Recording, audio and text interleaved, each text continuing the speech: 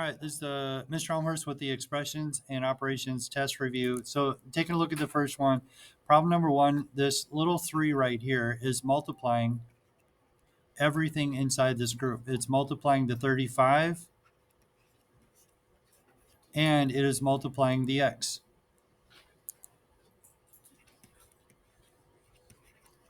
So as we write the expression down, it's 35 and then 35 times 3. We do the quick math over here, 35 times 3, 15, carry the 1. 3 times 3 is 9, plus 1 is going to be 10. So 105. So on the test, you would have had an answer. I'm going to remove this out of here. You would have had an answer of 105 plus 3x.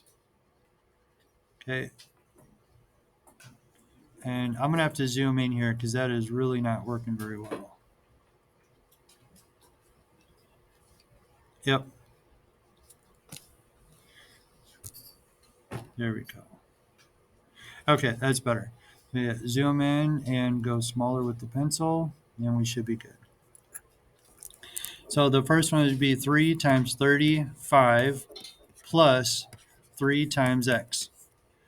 And then that's going to be 105 plus 3x for problem number 1. So the most common wrong answer, students would add this. They did 35 plus 3 and they got 38. And they did 38 plus x and they chose that an answer. No, this is multiplication. Everything inside the group is being multiplied. So if we use that idea here for number 2 also, that means 7 is multiplying x and 7 is also multiplying the 2. You have to come over here, put a 7 with the x, and put a 7 with the 2. Then we have 7x, which is 7 times x, plus 7 times 2, which would give us 14. Same thing, distributive property for number 3. You got 3 times 4, but then you also need to put a 3 over here. 3 times 2. So everything inside the parentheses gets a 3. So we got 3 times 4 plus 3 times 2. If we actually work that out, we would end up with 12 plus 6.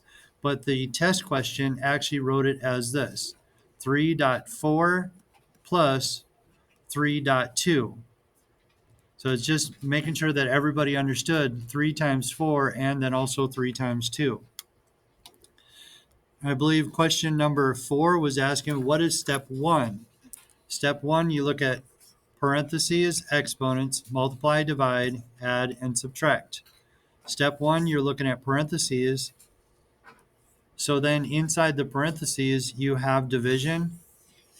So step 1, this would have been done first. And I believe that was an answer choice for the test. So number 4, division would have been the correct answer. Number 5, order of operations again, parentheses, exponents.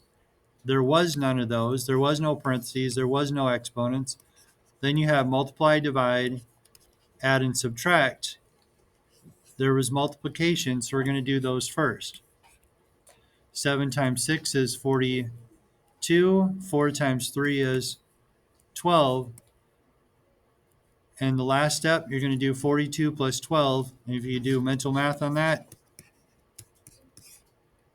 2 plus 2 is 4. 5 plus 1, or 4 plus 1 is 5.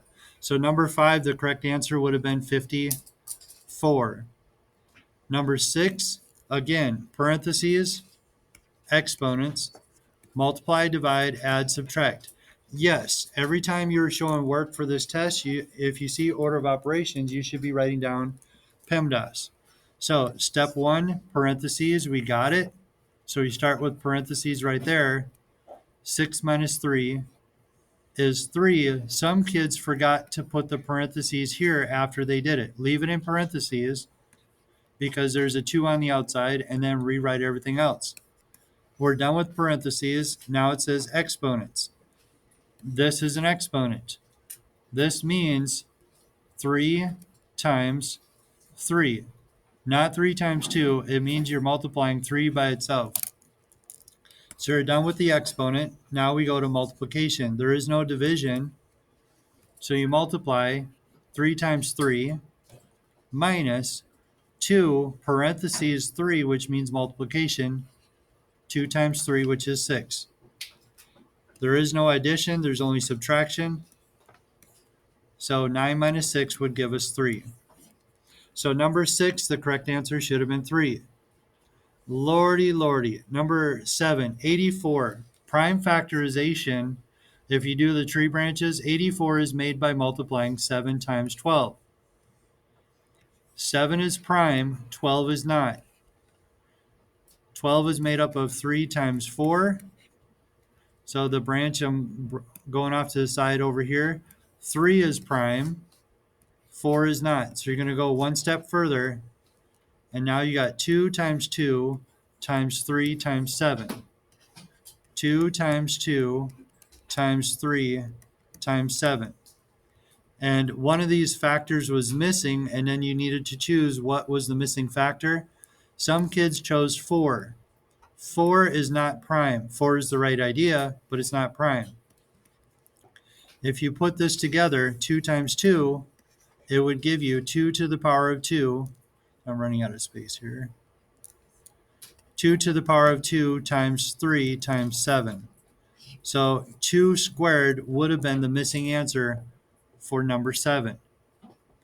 Okay, number 8, 100 can be built a lot of different ways. 4 times 25 is one of them. 4 is going to be 2 times 2. 25 is going to be 5 times 5. 1, 2, make your exponent. 2 squared, and then 1, 2, there's 2 of these, times 5 squared. So number 8, I believe 5 would have been the missing answer. You need to figure out what was the missing value that's going to be squared. 2 squared times 5 squared would equal 100. Okay. Number 9. These are number 9, 10, 11, and 12 are throwback questions from the first quarter. So students saw 4/5. They're like, Mr. Elmhorst, what do I do with this? I forgot about fractions. What do we do? Top goes in, bottom goes out. 4 is divided by 5. 5 does not divide into 4, so that's where our decimal comes into play. So 5 does not divide into 4. We go one decimal place value. 5 divides into 40 8 times. 8 times 5 is 40. There is no remainder. Bring the 0 down. 5 goes into 0 0 times. So the decimal value would have been 0.80. And then to check your answer for a percent, you move it 2 places to the right, and then you get your percent. So the answer choices were 0.08. No, it's 0.8. That would have been a wrong answer. Some kids chose 8. No, this is not 8 whole numbers. And then there is 8%, which is not enough. 8% is equal to 8 hundredths. The correct answer would have been 80%. So what's the trick on that? 4 divided by 5. I also showed some students you could use factors of 100. 5 times 20 is 100. 4 times 20 is 80. And that's your percent. So if you wanted to do factors of 100 and get an equivalent fraction where you have 80 over 100, that works too. Lord have mercy. Number 10, we forgot what happened with that. This subtraction symbol right here, subtracting in the middle, means you're going to do keep, change, change. Add a line, change the sign. So number 10 was really as simple as what is 16 plus 21?